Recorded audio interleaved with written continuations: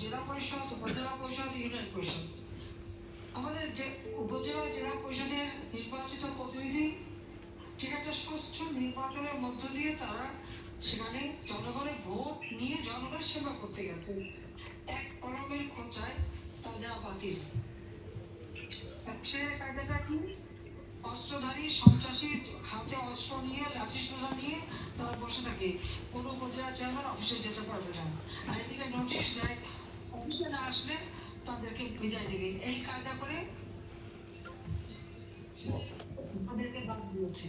তাদের মেটিকুলাস ডিজাইনের যে দ্বিতীয় দফা ছিল আগুন দিয়ে 32 নম্বর পড়ানো, গণভবন আক্রমণ করে আমাকে হত্যা করা, সুধা সদন আগুন দিয়ে পোড়ানো বা লুট করা, সংসদ ভবনে আক্রমণ, সেখানে যেভাবে হলে ঢুকে সিগারেট ফুঁকতেছে, চেয়ারটা দাঁড়াচ্ছে, সংসদের সম্মানটা তারা রাখেনি এবং যে সব কাগজপত্র আগুন দিতে পারেনি পানি ঢেলে দিয়েছে।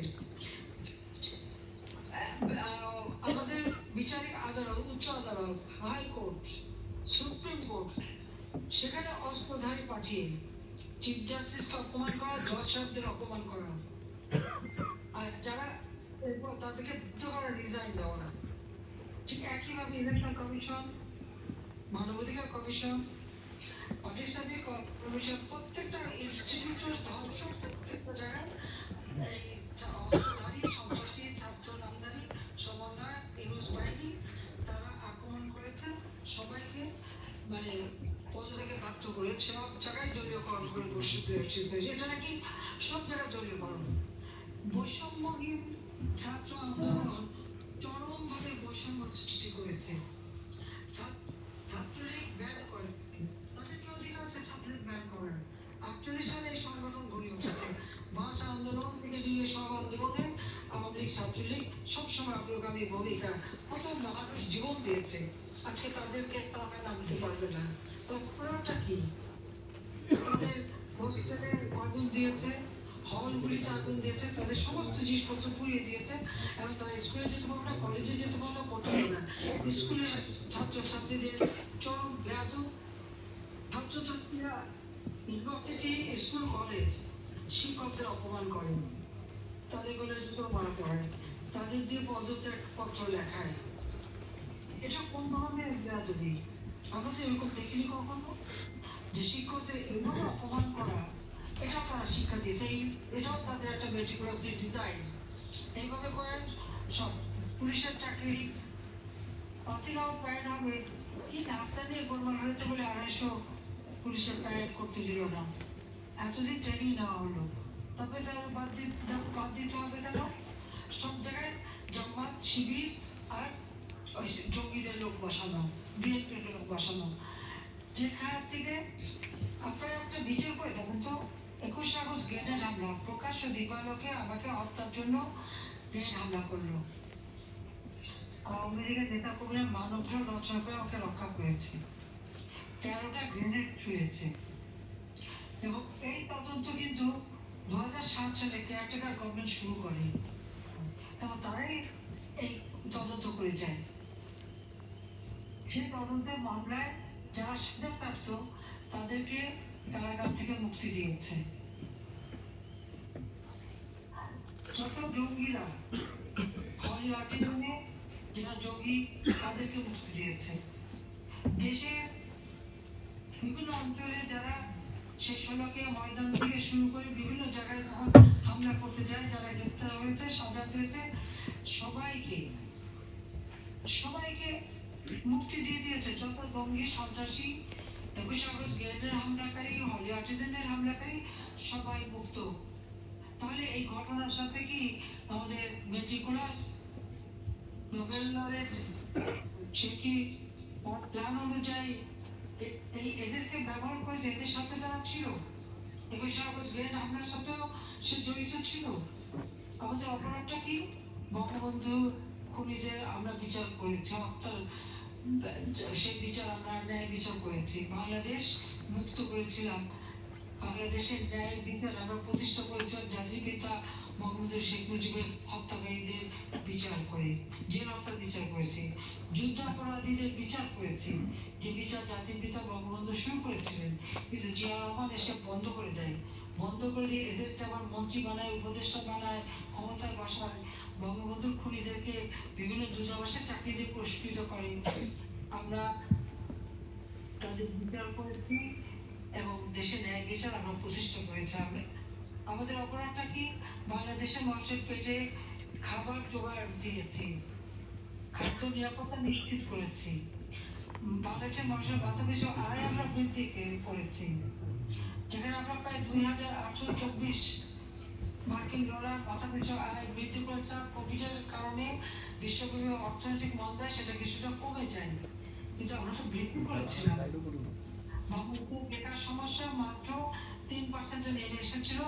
আমরা তাদের কম্পিউটার ট্রেনিং দেওয়া, ফ্রিল্যান্সিং ট্রেনিং করানো, ঘরে বসে অর্থ উপার্জনের ব্যবস্থা, কর্মসংস্থানের ব্যবস্থা ব্যাপকভাবে আমরা করে দিয়েছি। ব্যাংক, বিমা সবসময় বেসরকারি খাতে উন্মুক্ত করে দিয়েছি।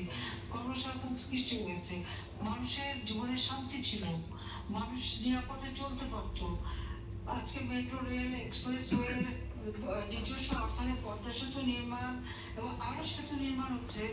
যমুনা নদীতে রেল সেতু নির্মাণ হচ্ছে, কুড়িগ্রামের সাথে গাইবান্ধা সেতু, জিনিস এসব এরকম আরো। একই দিনে একই সাথে 100টা সেতু উদ্বোধন করেছি, একই সাথে একই দিনে 100টা সড়ক উদ্বোধন করেছি।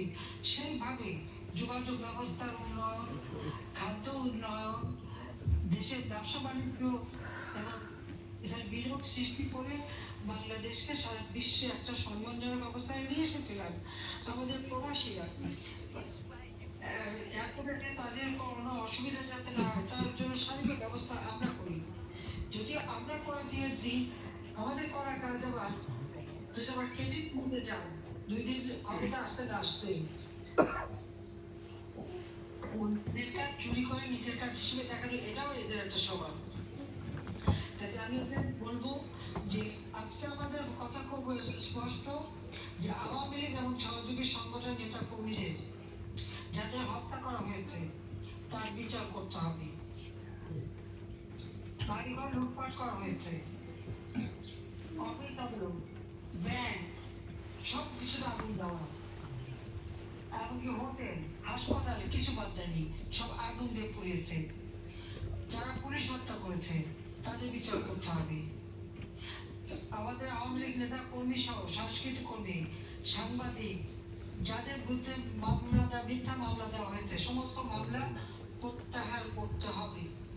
আর লুটপাট যেখানে করা হচ্ছে ওই লুটপাটের মালামাল কোথাও সব খুঁজে বের করতে হবে, হামলা মামলা বন্ধ করতে হবে। ব্যবসায়ী, সাংবাদিক, সংস্কৃতি কর্মী, পেশাজীবী এদের বিরুদ্ধে মিথ্যা মামলা দেওয়া হয়েছে, সমস্ত মামলা প্রত্যাহার করতে হবে। সাংবাদিক সহ, সংস্কৃতি কর্মী সহ, রাজনৈতিক এবং ব্যবসায়ী যাদেরকে গ্রেপ্তার করেছে সবাইকে মুক্তি দিতে হবে। এবং সরকারি কর্মকর্তা কর্মচারী হয়রানি করা হয়েছে, তাদের চাকরিচ্যুত করা হয়েছে, তাদের বিরুদ্ধে মামলা দেওয়া হয়েছে, অনেকে গ্রেপ্তার করা হয়েছে, অনেকে অবৈধ করা হয়েছে, তাদের আবার সম্পদে বহাল করতে হবে, দেশের কাজ করতে দিতে হবে তাদের। আমাদের নির্বাচিত প্রতিনিধি, উপজেলা চেয়ারম্যান, জেলা পরিষদ চেয়ারম্যান, ইউনিয়ন চেয়ারম্যান, যাদেরকে সেখান থেকে বিদায় দেওয়া হয়েছে, চাকরিচ্যুত করা হয়েছে, অথবা চেয়ারম্যানশিপ থেকে যাদেরকে বিদায় দেওয়া হয়েছে এক কলমের খোঁজায়, তাদের আবার সম্পদে বহাল রাখতে হবে। কারণ আজকে জনগণের পাশে তারা থাকে। ঝড় গেল, বন্যা গেল, এই বন্যা ঝড় থেকে তো বেড়া হাজার হাজার কোটি টাকা তোলা হলো, ওই গরিবের কাছে তো টাকা পৌঁছায় নাই। একটা মানুষের পুনর্বাসন করে নাই, একদিকে সমন্বয়টাও পাশে উঠায়, সে রিলিফও খেয়ে ফেললো, টাকাও খেয়ে ফেললো। ওদিকে ইউনুস মিয়াও হাজার কোটি টাকা উঠায়, তাও খেয়ে ফেলে দিছে। গরিবের পেটে আর কিছু যায়নি। এটাই হচ্ছে সব থেকে দুর্ভোগ। কাজে পৌরসভা, মেয়র, সিটি কর্পোরেশন, মেয়র, উপজেলা পরিষদ, জেলা পরিষদ, যাদেরকে তারা এক কলমের খোঁজা বিদায় দিয়েছে তাদেরকে আবার শপথে বহাল রাখতে হবে। আমাদের জাতীয় সংসদ, এই সংসদ ভাঙার কোনো অধিকার রাষ্ট্রপতিরও নাই। এটা প্রধানমন্ত্রীর পরামর্শ করে করতে পারে। কাজে সেই সংসদও আবার বহাল করতে হবে। এবং বাংলাদেশে সমস্ত সংবাদপত্র বা টেলিভিশন, তার উপর যে নিয়ন্ত্রণ, সে নিয়ন্ত্রণ প্রত্যাহার করতে হবে। স্বাধীনভাবে সংবাদ যাতে পরিবেশন করতে পারে সেই ব্যবস্থা করে দিতে হবে। এবং আমাদের নেতা কর্মীদের উপরে জেলখানা পর্যন্ত অত্যাচার চলছে। কাউকে সেলের মধ্যে রাখছে, শীতে কাপড় দিচ্ছে না, তাদের উপরে চরম নির্যাতন। এই নির্যাতন বন্ধ করতে হবে। মামলা দেয়, কোর্টে নেওয়ার সময় তাদের উপরে আক্রমণ, আইনজীবী দাঁড়ালে তাদের কি যায়। ওই চিন্ময় সাধু, আপনারা দেখেছেন চিন্ময় কৃষ্ণ দাস একজন সাধু, কিভাবে তাকে গ্রেপ্তার করলো। তার পক্ষে যে আইনজীবী দাঁড়ালো তাদেরও গ্রেপ্তার করলো, এবং এক আইনজীবীকে তো পিটিয়ে হত্যা করলো। আবার বিএনপি কয়েকজন আইনজীবী এবং জামাতের কয়েকজন আইনজীবী, তারা আবার বক্তৃতাতে ঘোষণা দেয় কোন আইনজীবী এদের পক্ষে দাঁড়ালে তাদের লাঠি দিয়ে পেটাতে, লাঠি দিয়ে পিঠে মারা। একটা অন্তঃসত্ত্বা পুলিশ অফিসার যে নিজে মাপ চাচ্ছে যে ভাই আমার পেটে বাচ্চা, আমার মেয়ের না, তাকে পর্যন্ত পিঠে হত্যা করেছে। কত বড় অমানবিক। আর যারা এই 15 জুলাই থেকে আওয়ামী লীগ, পুলিশ, সংখ্যালঘু, এদের হত্যা, অগ্নিসংযোগ, যত রকমের অপরাধ করেছে, আমাদের মানে সেই ডক্টর ইউনূস সাহেব সুদখোর, সে তাদের মাফ করে দেবে, মাফ করে দিয়েছে এবং তাদের জন্য ইন্টারপ্রিটি অর্ডিন্যান্স জারি করেছে, দায় মুক্তি দিয়েছে। এদের বিরুদ্ধে মামলা করা যাবে না, এদের বিরুদ্ধে কোনো শাস্তিমূলক ব্যবস্থা নেওয়া যাবে না। কেন শাস্তিমূলক ব্যবস্থা নেওয়া যাবে না? যারা এত বড় অন্যায় করেছে, মানুষ হত্যা করেছে, গণহত্যা করেছে, তাদের সব কিছু তার হুকুমে হয়েছে, তার পরিকল্পনা হয়েছে, তার সেই পরিকল্পনারই একটা ভাগ এটা। সেই জন্য এই ইন্ডিয়াবিলিটি দিয়ে, দায় মুক্তি দিয়ে একটা কথা শেখা হয়, সেটা হলো এটা এক ধরনের এভিডেন্স। সেটা কি? এরা অপরাধ করতে বলেই তো তাদের দায় মুক্তি দিয়েছে। এরা অপরাধ করেছে, তাদের দায় মুক্তি দিল, আর যত মিথ্যা মামলা শিখা হয় আমার আওয়ামী লীগ, এটা কোন যুক্তিতে হয়? চরমভাবে মানবাধিকার লঙ্ঘন করে যাচ্ছে সারা বাংলাদেশে। কোন মানুষ আজকে নিরাপদ না। ঘরে ডাকাতি, চিন্তাই, চুরি, এই অবস্থায় মানুষ আতঙ্কের মধ্যে দিন কাটে।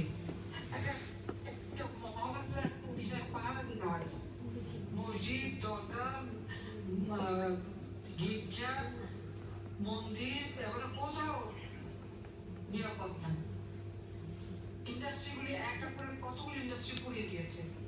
আজকে আমাদের রপ্তানি কমে যাচ্ছে। গার্মেন্টস এর অর্ডারগুলি এই ভারত সহ, ভারত, আমাদের মিয়ানমার, অন্যান্য শ্রীলঙ্কা, কম্বোডিয়া, আরো কয়েকটা দেশে চলে যাচ্ছে। বাংলাদেশের অর্থনীতিকে সম্পূর্ণভাবে কম করে দিচ্ছে। জিডিপি 4% নেমে এসেছে। ইনফ্লেশন আমরা তো 8-9 মধ্যে রেখেছিলাম, এখন তার 14% উঠে গেছে। মানুষের মধ্যে হাহাকার, কাজ নেই, অর্থ বর্জন করতে পারে না, মাথা কিন্তু আয় কমে গেছে। জিনিস আপনারা লক্ষ্য করেন, অর্থনৈতিক ভাবে